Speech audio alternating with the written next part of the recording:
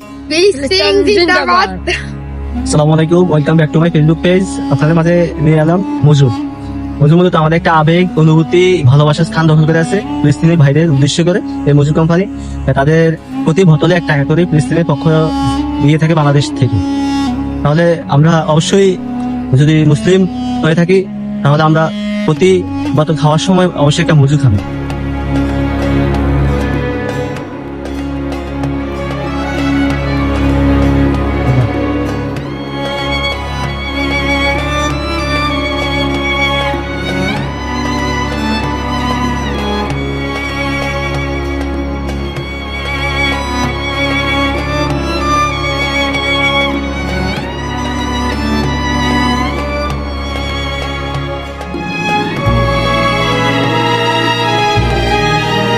ফিলিস্তিন জিন্দাবাদ।